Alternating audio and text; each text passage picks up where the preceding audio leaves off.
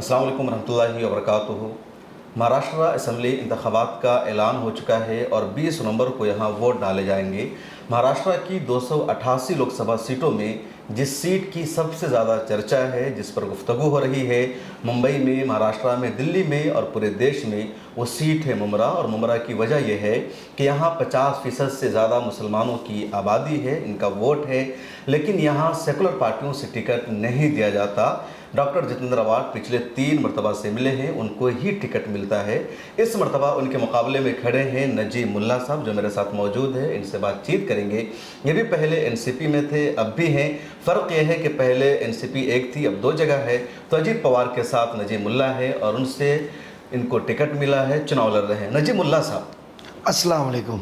वालेकुम अस्सलाम। आप क्यों चुनावी मैदान में उतरे? आप शरद पवार को छोड़कर इधर अजीत पवार के साथ क्यों आ गए एनसीपी में? वाजिब सी बात है कि 2002 से मैं थाना म्यूनसिपल कॉरपोरेशन के अंदर चुनाव लड़ते आ रहा हूँ और अल्लाह का शुक्र है कि हमेशा कामयाबी मिली है। अलग अलग ओहदे पे काम किया है और इस थाने ज़िले के अंदर मुस्लिम तादाद ज़्यादा है और थाने महानगर पालिका में भी है। तो जब मुसलमानों की कॉन्स्टिट्यूंसी के अंदर 50% से ज़्यादा मुसलमान हैं, तो हम में से किसी को क्यों न मिले। हमारा रिप्रेजेंटेशन बढ़ना चाहिए, ये सोच कई साल से चल रही है और हमने शरद पवार साहब से 2023 में ही कहा था कि आप इस बात पे गौर कीजिए कि हमेशा जिधर मुस्लिम अक्सरियत के लोग होते हैं, आप सेक्युलर के नाम के ऊपर आप हमको कोई भी एक उम्मीदवार थोप लेते हो और जब कोई विरोध करता है उसका, तो आप उसको बागी, बीजेपी ऐसे टैगलाइन लगा के आप चलते हो। तो हम हमारे कम्युनिटी का रिप्रेजेंटेशन कब बढ़ाएंगे? मगर जाहिर सी बात है, इनके पास में बीजेपी का डर बता के इन्होंने रिप्रेजेंटेशन को हमेशा मारा ही है। तो उन्होंने आपकी बात नहीं मानी? खुले मीटिंग में कहा था मैं, और वो मीटिंग मार्च महीने में 2023 में आने वाले साल में पार्लियामेंट इलेक्शन के अंदर क्या तैयारी की वो मौजू पे थी और सब नेता मौजूद थे जब एनसीपी एक थी। और अभी भी हमने फॉर्म पर्चा भरने के कई महीने पहले खुलेआम ऐलान की थी कि आज भी पवार साहब हमको कह देवे, महाविकास आघाड़ी कह देवे कि मुमरा कलवा की सीट हम एक मुस्लिम किसी को भी दे देंगे और हमारे जो हिंदू भाई बहन जो वोट देते हैं उनको, वो वोट से उनको जिताएंगे, तो हम तैयार है। हम विड्रॉ कर उसके लिए नहीं थे, उनको तो वोट चाहिए ना, रिप्रेजेंटेशन कहाँ देना है। उनकी पॉलिसी हमेशा वही थी ना वो। और हमारी अलग होने की वजह, अजीत दादा के साथ जाने की वजह यही थी क्योंकि साफ नीयत का दादा है।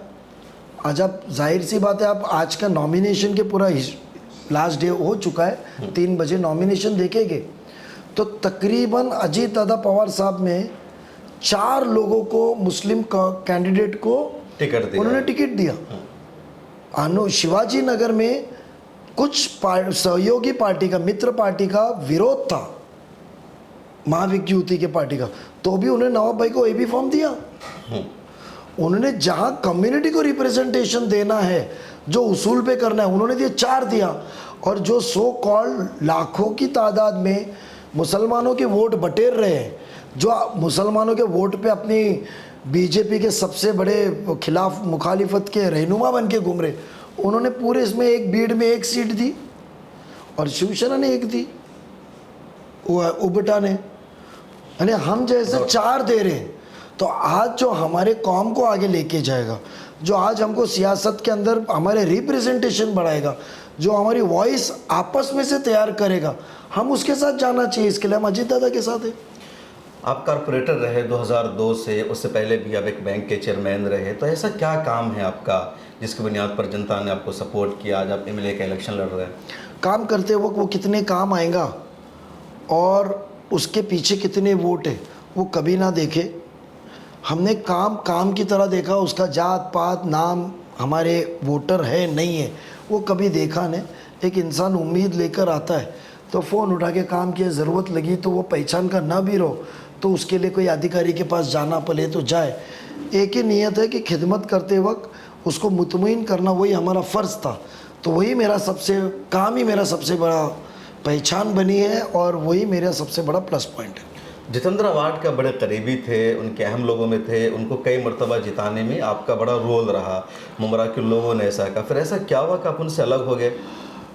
जो सोच से और जो नीयत से हमने उनको लाया था ना, वो नीयत में किधर तभी खोट आने लग गई, वो राह भटक गए थे। झूठ बोलने की सियासत उनकी इसमें आ गई थी, और एक सोच थी कि सियासत में सब लोग तुम्हारे साथ नहीं होते हैं। बट इसका मतलब ये नहीं कि कोई मुखालिफत की पार्टी ज्वाइन किया तो उसके पेट पे लात मारी जाए, उसको झूठे गुनाहों के अंदर आप फंसा के तड़ी पार करो, खोटे गुनाहों में अंदर डालो।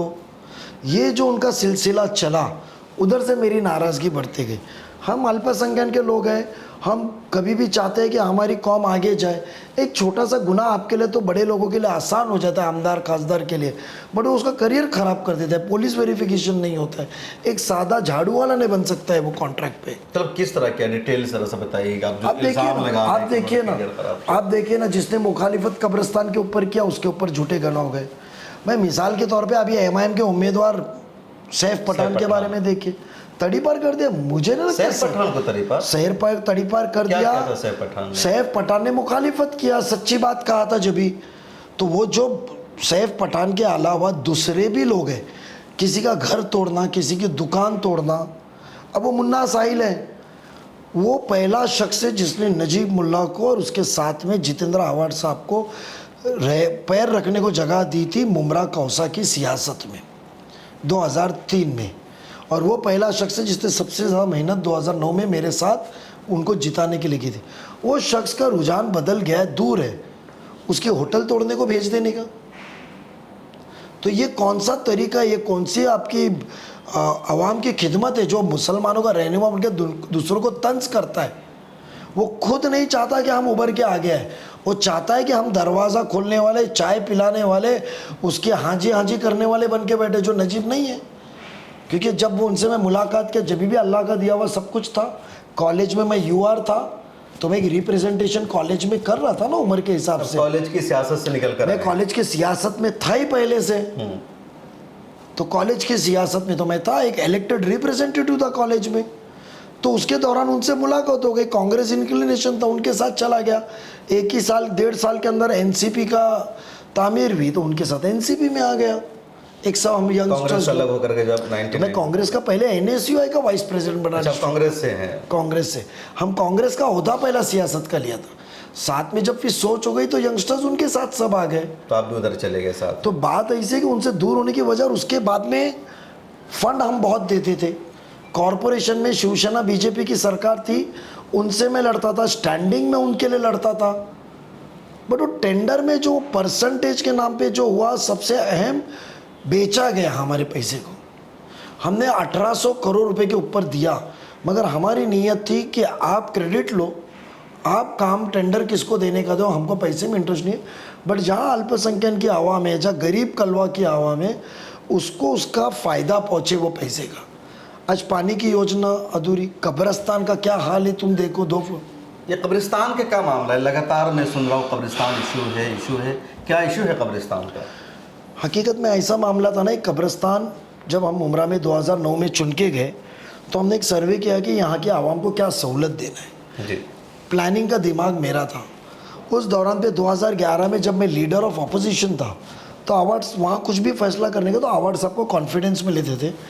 उनको मीडिया के सामने की जाने की जल्दी अघाई होती है। उन्होंने मीडिया के सामने अनाउंस किया कि मैं कब्रिस्तान देने वाला हूँ मुमरा को। तो हम सोचे कि यार हमारे मोमिनों को फ़ायदा मिलने वाला है, वो क्रेडिट लिए तो उसमें हमारे को क्या मतलब है। हमने उनको क्रेडिट लेने को दिया। 2011 में जो रिजोल्यूशन कॉरपोरेशन में पास हुआ था, उस पर नजीब मुल्ला के साइन दिखेंगे आपको रिजोल्यूशन के ऊपर। कॉरपोरेशन से अशोक वैद्य और पांडुरंग पाटिल, ये 3 नाम दिखेंगे। हमने गवर्नमेंट को रिजोल्यूशन भेजा कि ये सर्वे ज़मीन के ऊपर आप कब्रिस्तान बनाइए। उसके बाद 2015 में अक्टूबर, मुझे अभी भी याद है, 15 अक्टूबर को हम संडे के दिन, जो वो ज़मीन के मालिक थे सुनील मित्तल, एक हमारा ऑफिसर था निम्बालकर, और एक कमिश्नर था जायसवाल जी, और मैं, संडे के दिन हम बैठ के उधर वो लैंड हैंड ओवर कराने के हमने उसको कन्विंस किया। एक्विजिशन में टाइम जाता था। वो लैंड जो सर्वे नंबर पे थी, जो तय किए थे हमने, उस शहर के अंदर इतना तय हो गया था कि ये कब्रिस्तान की ज़मीन जो सभागृह ने मुकर्रर की थी ये जगह पे होना चाहिए।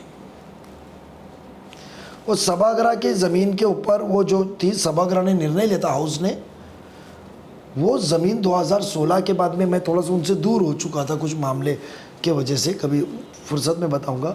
तो उस दौरान के ऊपर इन्होंने कत्ल खाना पीछे शिफ्ट करने की हमारी बात हो गई थी CRZ एरिया में, स्लॉटर हाउस, ये बात हुई थी। मगर ये बात नहीं थी कि कत्ल खाने की जगह पे कब्रिस्तान खुला है। शिफ्ट हुई थी, आप स्लॉटर हाउस शिफ्ट कर दो, आप कत्ल खाना हैंड ओवर करो, ये कब्रिस्तान हैंड ओवर करोगे। कब्रिस्तान हैंड ओवर होने के टाइम पे ये बात हुई, कमिश्नर क्या, केसेस कुछ हो गए, हम लोग मसरूफ़ हो गए, साल सवा साल ऑपोजिशन स्ट्रॉन्ग चला, हम ऑपोजिशन में होने की वजह से स्टेट गवर्नमेंट से बहुत हमको झूठे चीज़ों में फरेब किया गया था, दूर हो गए। इन्होंने उस दौरान क्या किया, जो कब्रिस्तान की मुकर्रर जगह थी वहाँ से कब्रिस्तान को हटा के कत्ल खाने की जगह पे लेकर आया, स्लॉटर हाउस। हाँ, वो सबसे पहली खामी थी। यानी आपने कब्रिस्तान की ज़मीन, और उधर उनके चाहने वाला एक बंदा है, उसको बिल्डिंग पास करा के दी, R जोन करा के। आज जो उनका सब कामकाज देख रहा है, कौसर बाग करके मुमरा में एरिया है, वहाँ उसको लोग मानने वाले लोग हैं, वो आदमी ने बिल्डिंग वहाँ किया। तो वो बिल्डिंग जो बन रही है वो कब्रिस्तान की जगह पे बनी हुई है, जो नियत सभागृह ने पहले की है।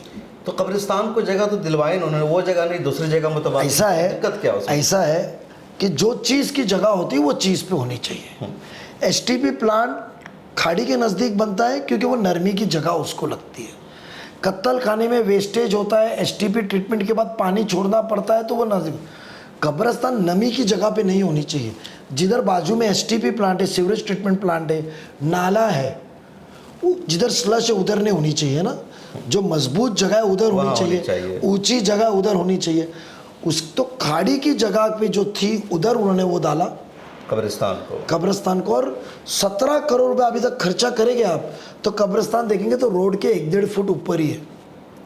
तो जो भरी हुई ज़मीन के ऊपर कब्रिस्तान ने बिल्डिंग बनाए और खड्डे के अंदर कब्रिस्तान लाके पूरा पैसा किया, वो भी कई बिल्डरों का मट्टी खोदने का। कब्रिस्तान की मट्टी ने, उनका एक वीडियो है कि मैंने बाहर से पैसा लाया, ये लाया, वो लाया, सूरत से मट्टी लाया।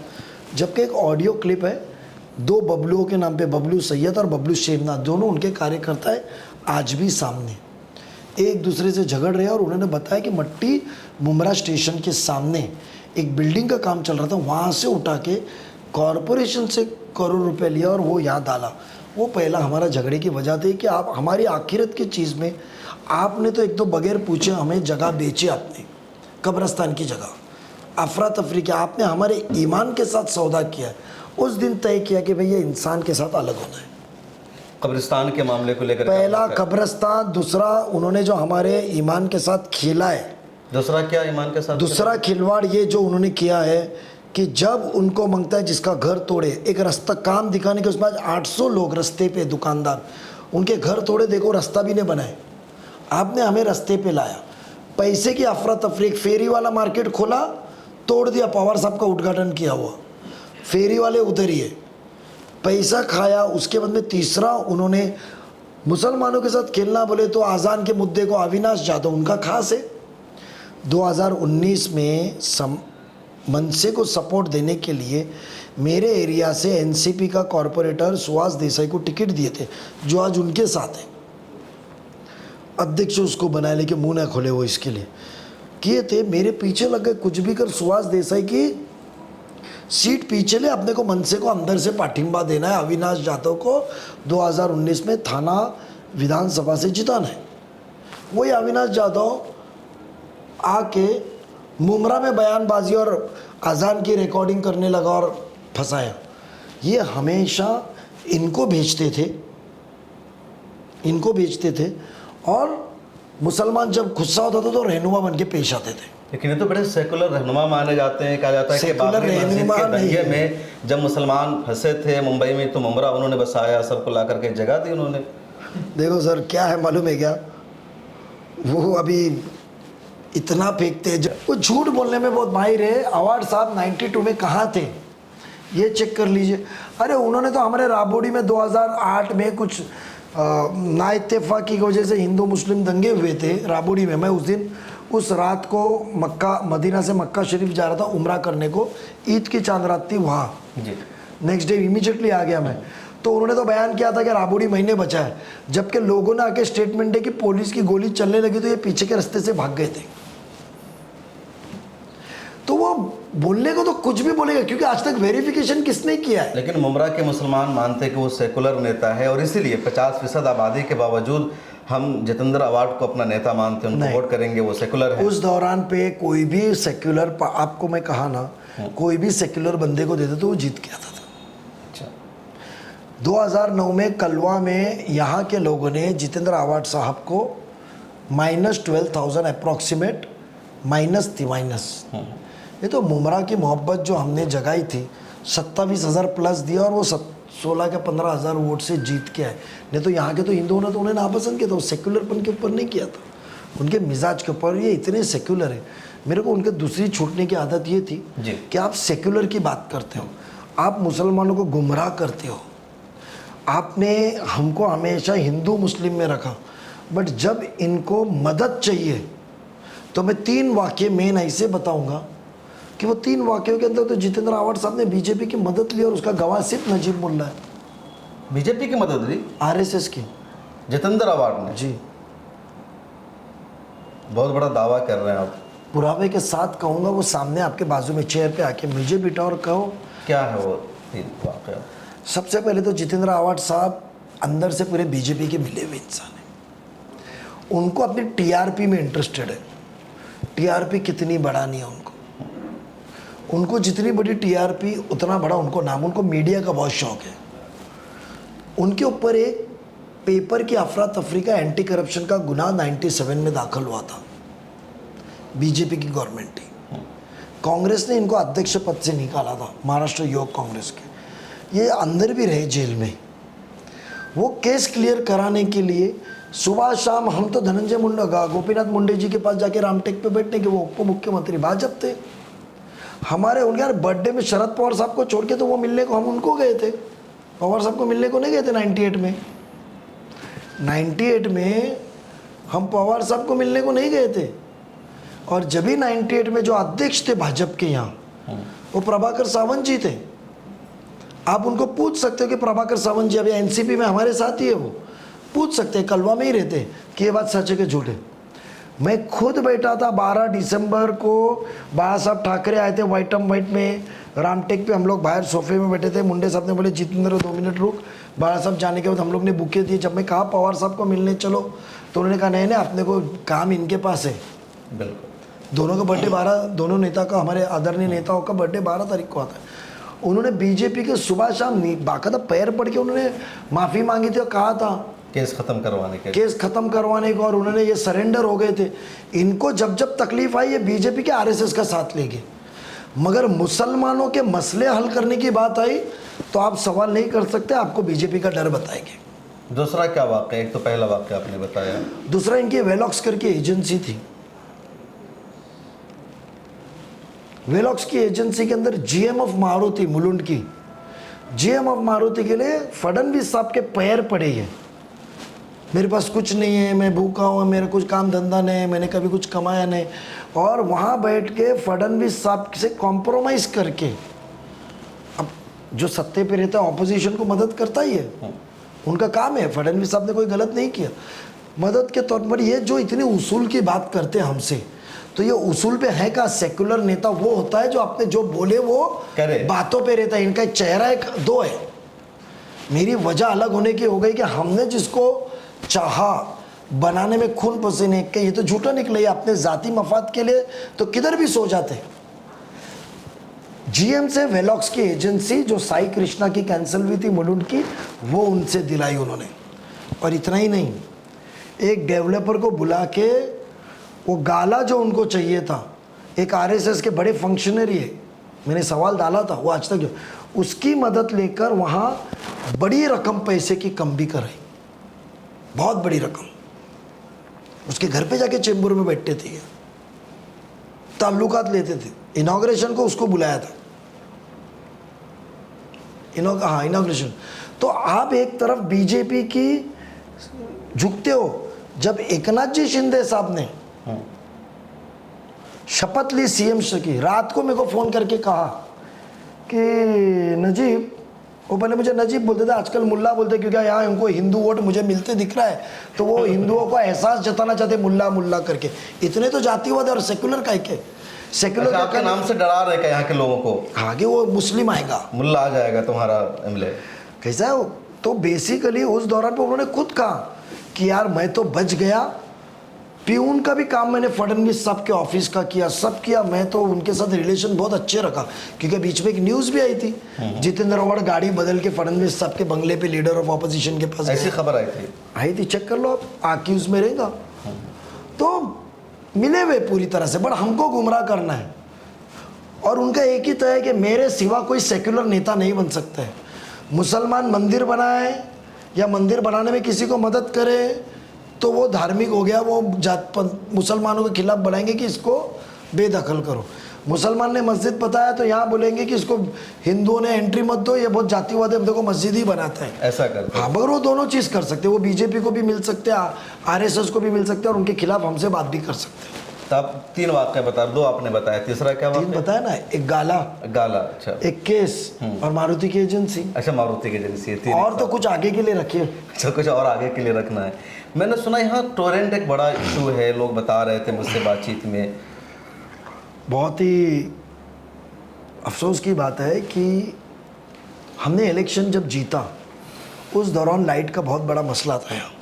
हमने आवाम को गली गली में जाके, नजीब मुल्ला और टीम ने, जो आज सब साथ में है, उन्होंने कहा था कि हम 100 दिन में लाइट की व्यवस्था को सुधारेंगे।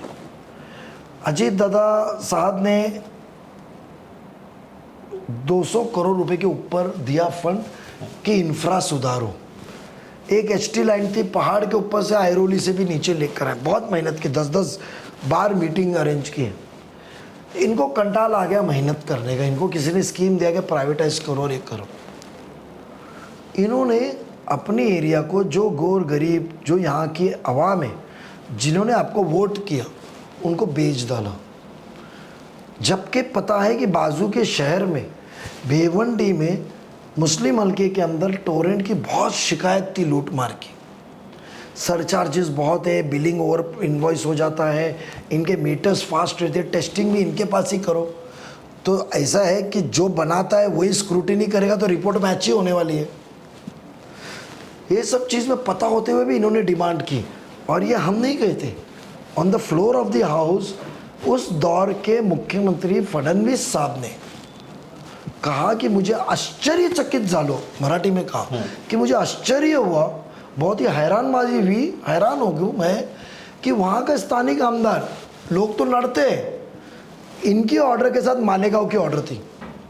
उस दौरान पे आसिफ भाई जो वहाँ के आमदार थे मालेगांव के, उन्होंने 50-60 हज़ार लोगों का जुलूस निकाला, फर्म रहे और मालेगांव में आने नहीं दिया। इन्होंने जुलूस निकाला और मुझे सुनने में आया, ऐसा किसी ने कहा कि इनका महीने का हफ्ता भी चालू है। किससे चल रहा है? किससे? सुनने में आया है। तो बेसिकली आप सोचिए, मालेगांव का आमदार फर्म रहा तो टोरेंट नहीं आई, और यहाँ मुख्यमंत्री साहब कहते हैं कि इसने मांगा, मेरे को आश्चर्य हो गया, हैरानबाजी की बात है कि इसने मांगा और मैंने दिया। 19 में ये कहते हैं कि हमारी सरकार आएंगी तो हम टोरेंट को भगाएंगे। 2019 में कहा था। फिर ये वोट बटेर लिए।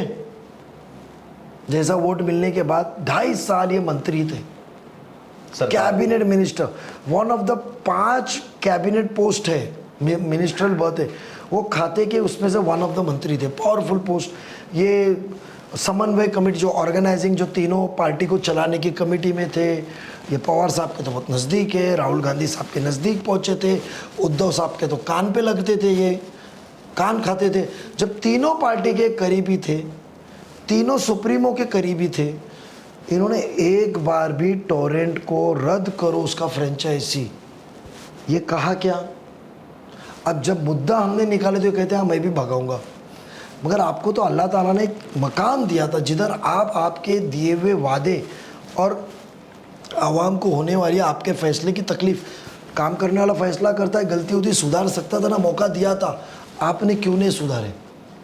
वो सुधारेंगे हम, टोरेंट को हम भगाएंगे। इंशाल्लाह। अच्छा, आपने उनके बारे में कहा कि वो बीजेपी से मिले हुए हैं या दोनों तरफ है, आरएसएस से भी मदद लेते हैं, सेकुलर भी बनते हैं, मुसलमानों के साथ भी हैं, लेकिन आप भी जिस पार्टी से चुनाव लड़ रहे हैं वो इस वक्त इंडिया अलायंस का हिस्सा है, एनसीपी अजीत पवार की, तो आपके बारे में ये कहा जा रहा है कि आपको वोट देने का मतलब है बीजेपी को वोट देने का। यही तो नैरेटिव जो सेट करते हैं कौन ये नैरेटिव से? ये जो जितेंद्र आव्हाड साहब मुमरा में जो नैरेटिव सेट कर रहे हैं और जो कुछ आलिमों जो भी किसी को पकड़ के चल रहे, मेरा आपके ज़रिए हमारे सभी दीनदार उनसे बात करना है कि जहाँ हमारे कौम का रिप्रेजेंटेशन बढ़ रहा है आप उधर मदद कीजिए ना। यानी आप सिर्फ बीजेपी के साथ जुड़े तो मुझे बताइए हमको हिंदू भाइयों के वोट कैसे मिलेंगे? और बीजेपी साथ में होते हुए भी नवाब मलिक साहब को ये भी फॉर्म दिए, बीजेपी साथ में होते हुए भी 4 मुसलमानों को हमने नुमाइंदगी दिए, ऑल सिटिंग, 2 नौजवान, मैं और सना नवाब मलिक साहब की बेटी जी, जीशान नौजवान, नवाब भाई, तो एक नए नौजवानों को आगे लाके कौम का मुस्तकबिल को एक सही राह पे आगे सियासती एम्पावरमेंट देने के लिए फैसले लिए। आज जो कांग्रेस की 15 साल में से 15 साल पकड़ूंगा जब से मैं एक्टिव इन पॉलिटिक्स हूँ, 1990 till 2014 में 15 साल में जो कांग्रेस ने काम नहीं किया वो अजीत पवार ने 1 साल में करके दिया। अल्पसंख्यक का मैं आपको लिस्ट देता हूँ। क्या किया अल्पसंख्यक को लेकर काम उन्होंने? पेपर्स है, मंगता तो पेपर्स मंगा लेता हूँ, आपको अभी बता देता हूँ मैं, इफ़ यू कैन से मैं पेपर्स में मंगा के आपको बता देता हूँ, आप पढ़ के बताता हूँ आपको मैं। फर्स्ट ऑफ ऑल बात ऐसी है कि आप बीजेपी के नैरेटिव को जो सेट करते हो, आप बीजेपी के नैरेटिव को सेट करके मुझे फ़ोन दीजिए ना ज़रा, मुझे बीजेपी के जो नैरेटिव उसको सेट करके चलते हैं, हमको ताकतवर, हमने सेक्युलर आइडियोलॉजी पे किधर कॉम्प्रोमाइज़ किया? जो अजीत दादा आज हर मुसलमानों के लिए लड़ रहा है, हर एक के लिए काम कर रहा है। उसने शाहू फुले उन्होंने तो 10 बार कहा कि मेरी शर्त ही वो थी कि जब तक मैं रहूँगा आपका कोई भी बाल बाका नहीं होगा। अभी आपको बताता हूँ मैं, पहली बात तो अलग अलग कम्युनिटी का महाराष्ट्र के अंदर एक रिसर्च एंड टेक्निकल इंस्टीट्यूट बना है, महाज्योति बनी हुई है, सारथी बनी हुई है, अमृत बना है।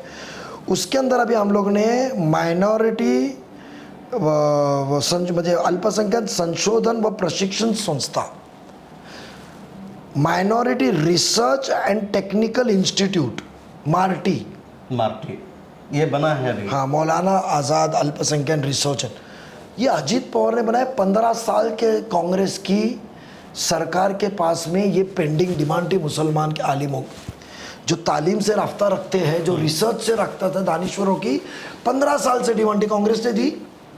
बट बीजेपी को देने को लगाया उन्होंने। तो मुझे बताया ना, जो अकलियतियों के मामलों के अंदर वो लड़ के काम हमको रिजल्ट दे रहा है तो हम उसका साथ क्यों ना दें? क्यों हम एक वहम में रहे? हमारे मस्जिदों में नमाज़ पढ़ने से कोई रोकना नहीं है, मस्जिद के आबाद होते जा रही है, दरगाह आबाद होते जा रही है, तो हमको रोक रहा कौन है?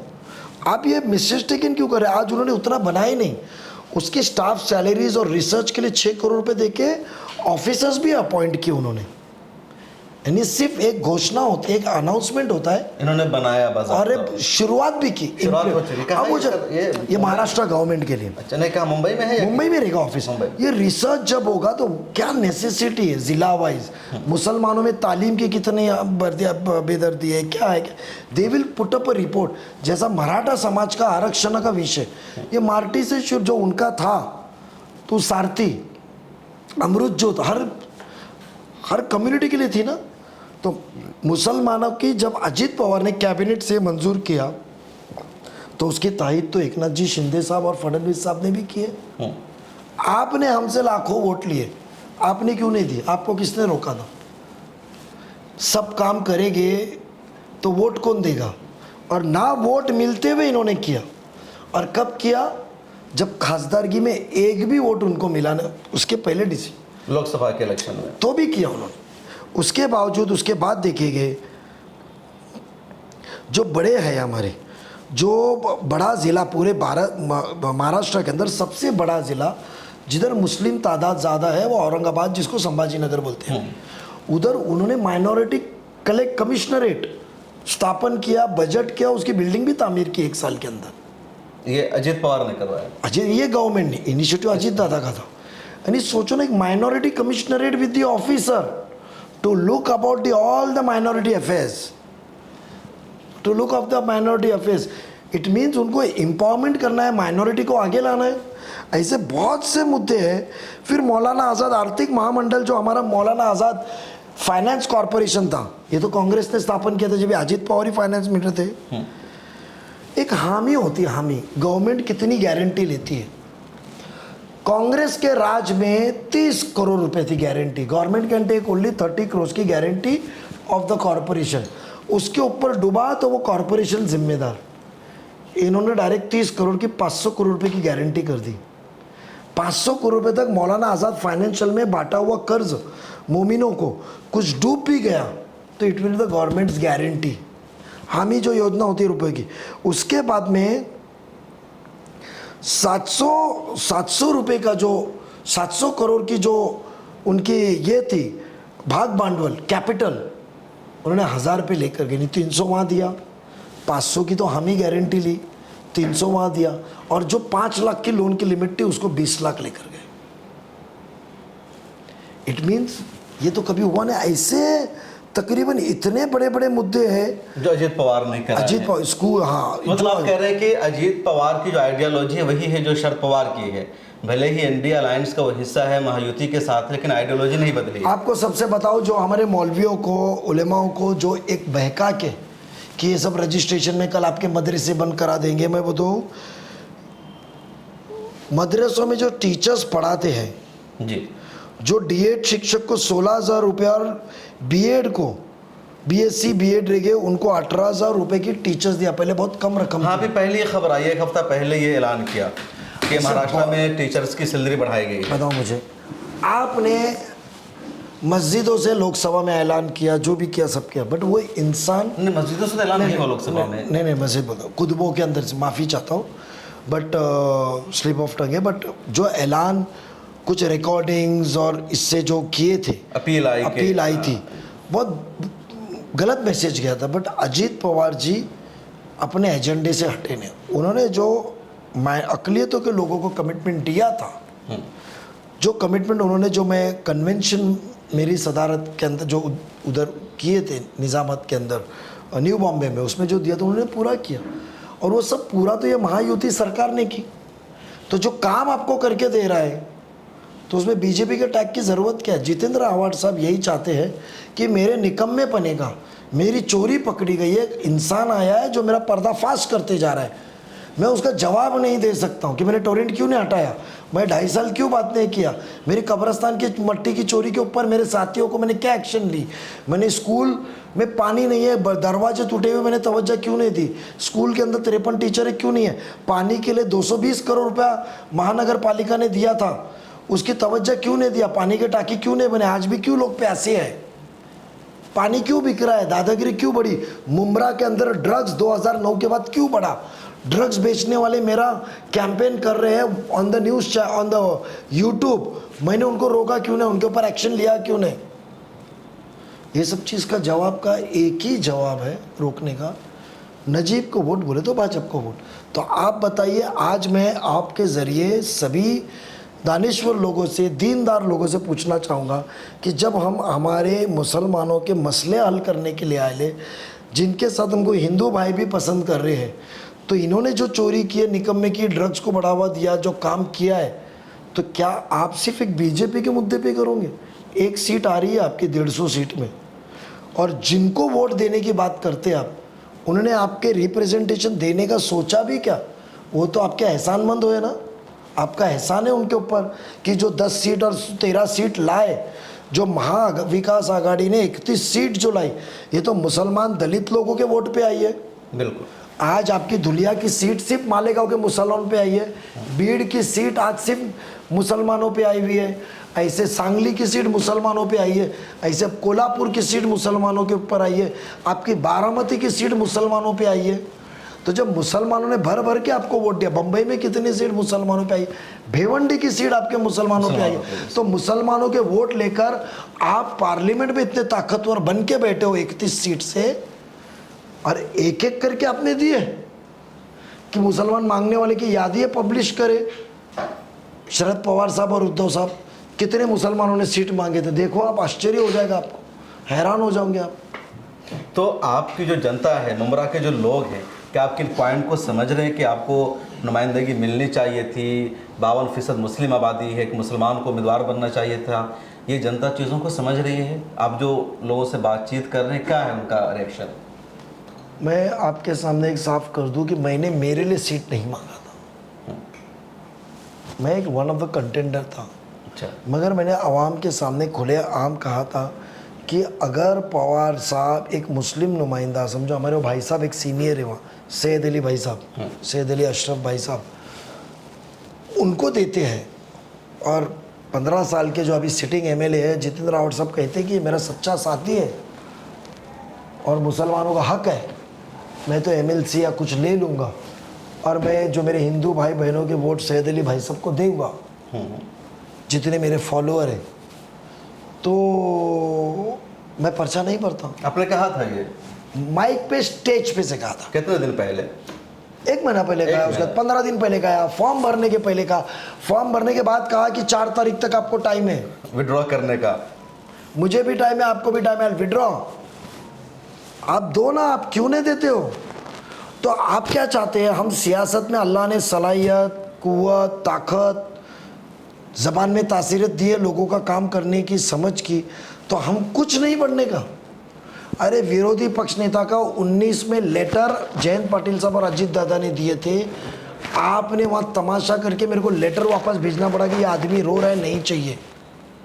तो आपकी लड़ाई सिर्फ ये है, मुद्दा आपका ये है कि हमको रिप्रेजेंटेशन क्यों नहीं? 50 से ज़्यादा वोट है तो यहाँ का एमएलए मुसलमान होना चाहिए। और हिंदू भाई लोग, मसला हिंदू भाई बहन भी यहाँ से बसदार हो गए, तैयार है वो। एमआईएम ने भी यहाँ से अपना उम्मीदवार उतार दिया, आपका बड़ा नुकसान होगा अब तो। देखो एमआईएम एक ऐसी चीज़ है, उसको रोक नहीं सकते। वो तो कहीं पे भी जहाँ मुसलमान को तादाद को तोड़ना है तो वो आते, तो वो उनका काम करेंगे, इंशाल्लाह अल्लाह ताला मसला हल करेगा। अल्लाह ताला पे बस हस्नुल्लाह व निअमल वकील है। तो उम्मीद है आपको? बहुत उम्मीद है, क्योंकि आवाम की मोहब्बत है, आवाम को मालूम है, काम किया हूँ, काम करते आ रहा हूँ और काम करूँगा। आज 15 साल में विधायक जी की ऑफिशियल ऑफिस नहीं है। कहाँ? पूरे मतदार संघ में। आज हम इलेक्शन जीतने के पहले ये ऑफिस देखिए, परमानेंट ऑफिस है, मुमरा में परमानेंट ऑफिस बनाएंगे। एक उनका कंटेनर है सरकारी जगह पे, एक ताबे में लेने के लिए रखा हुआ कलवा में। उनको इंक्रोचमेंट करना आदत है ना, सरकार की जगह बोले तो मेरे घर की, उधर कंटेनर रखा हुआ है, उनको पूछेंगे तुम्हारा, तो बोलेंगे नहीं मेरा नहीं है ऑफिशियली। और एक उनकी एक पहले माले पे कोई एक जगह ली हुई थी जो एनजीओ की थी। जब हमने ऑफिस खोली कौसा में, उसके बाद ऊपर का बोर्ड उन्होंने चेंज किया। उनका कोई बैठने का ठिकाना नहीं है कि बंदा जाए और लेटर लेकर आए। 15 साल में किसी को लेटर चाहिए तो थाना जाना पड़ता है। मुमरा में लेटर दो, 3 दिन बाद डिलीवरी मिलती है। ऐसी कोई मकाम नहीं है। आप पहला आमदार है जो इतनी बड़ी तादाद में जुन के आता है, इतनी गुरूर और तकब्बुर में जी रहे वो कि आवाम की फिक्र ही नहीं है, क्योंकि उनको एक कला है कि आवाम को गुमराह झूठ बोल के गुमराह करना। बिल्कुल। तो हमारे साथ है जनाब नजीब मुल्ला, कारपोरेटर रह चुके हैं और मेयर बनते बनते रह गए 2 वोट से, वरना मेयर भी रहते। लंबे अरसे तक कारपोरेटर के तौर पर उन्होंने समाज की खिदमत की। तो कुर्बानी थी मेयर की, हमारे कुर्बानी दी आपने। वो कुर्बानी इसके लिए थी कि 2009 में जब राजन केनी शिवसेना से उम्मीदवार थे, उनकी एक ही नाराज़गी थी कि नजीब मुल्ला मुमरा में आया, कौसा मुमरा में, और उसने साथियों को लेकर आया, मैनेजमेंट संभाला, सबको रुझान पतली किया। क्योंकि उस दौरान पे मैं कोकन बैंक का सदर था, कोकनी वोट्स उधर अच्छे हैं, मकामी लोग थे। और राजन केनी यहाँ से 12,000 प्लस, और जहाँ से वो जीत के आया था माइनस हो गया मेरी वजह से। उसका गुस्सा, जब वो कांग्रेस से 12 में चुन के आया था नगर से, वो उसका गुस्सा यही था कि ये शख्स ने मेरे को आमदार बनने नहीं दिया, तो मैं इसको नगर सेवक बनने की, अपना महापौर बनने क्यों दूँ। तो जो कुर्बानी आवाड़ साहब के पे नुकसान मुसलमानों का ही हुआ है, उनके किरदार में और ओहदे में कोई नुकसान नहीं हुआ है, नुकसान सिर्फ हम लोगों का हुआ है।